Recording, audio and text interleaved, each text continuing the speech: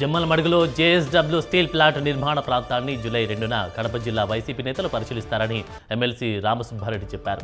దీని నిర్మాణాన్ని వైఎస్ జగన్ గతంలో ప్రారంభించారన్నారు.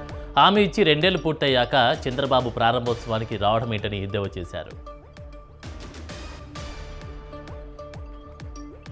హక్కుల రక్షణకు వినియోగదారులంతా అప్రమత్తంగా ఉండాలని కన్స్యూమర్ రైట్స్ కౌన్సిల్ జాతీయ అధ్యక్షుడు వికాస్ పాండే చెప్పారు. తిరుపతిలో జిల్లా సభ్యుల సమావేశం కొత్త కమిటీ నియామకంలో ఆయన మాట్లాడారు.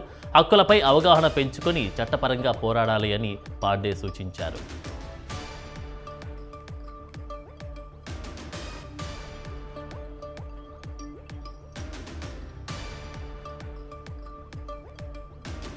భూపాలపల్లి జిల్లా Kataram police station sub division police ఆఫీసులతో జిల్లా ఎస్పీ సంకీర్త్ గౌడ్ తనిఖీ చేశారు.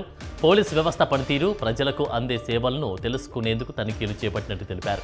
పోలీస్ స్టేషన్ ప్రాంగణంలో మొక్క నాటి పర్యావరణ రక్షణలో అంతా భాగస్వామ్యం కావాలని ఎస్పీ పిలుపునిచ్చారు.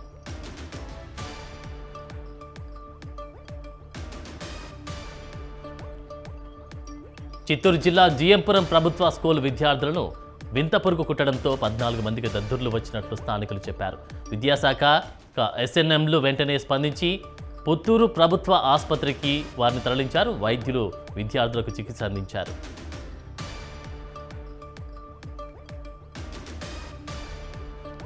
పదవీ విరమణ చెందిన ఆర్టీసీ ప్రభుత్వ ఉద్యోగులకు నంద్యాల జిల్లా ఆలగడ్డలో సన్మానం జరిగింది. విధి నిర్వహణలో అంకిత భావంతో పనిచేస్తున్న ఉద్యోగులకు సహచరులు, కుటుంబ సభ్యులు, స్నేహితులు ఘనంగా వీడ్కోలు పలికారు.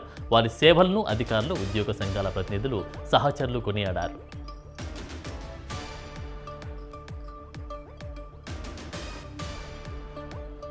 తిరుపతి జిల్లా చంద్రగిరిలో అధికార పార్టీ నాయకుల భూ కబ్జాలు ఎక్కువయ్యాయని కాంగ్రెస్ నాయకులు ఆరోపించారు.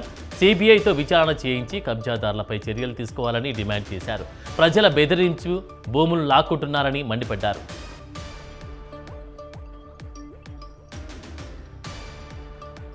తిరుపతి జిల్లా పాకాల జూనియర్ సివిల్ కోర్టు పరిసరాల్లో ప్లాస్టిక్ వ్యర్థాల పొగతో సిబ్బంది, సందర్శకులు ఉక్కిరిబిక్కిరవుతున్నారు. పంచాయతీ సిబ్బంది చెత్తను అంటించడంతో భారీగా పొగ కమ్ముకుంది. విషపూరిత బయోమెడికల్ వ్యర్థాల వల్ల అంటువ్యాధులు వస్తాయని లాయర్ రాయల్ మోహన్ అన్నారు.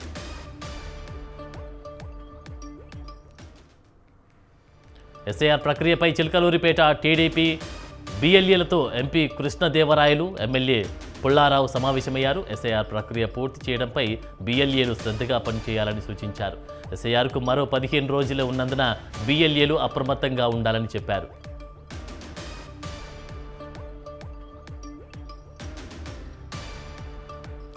కరీంనగర్ జిల్లా గంగాధరలో రైతు భరోసా నిధులు విడుదల చేశారు. ఈ కార్యక్రమాన్ని రైతులు ప్రత్యక్షంగా చూసేందుకు వ్యవసాయ శాఖ అధికారులు ఏర్పాటు చేశారు.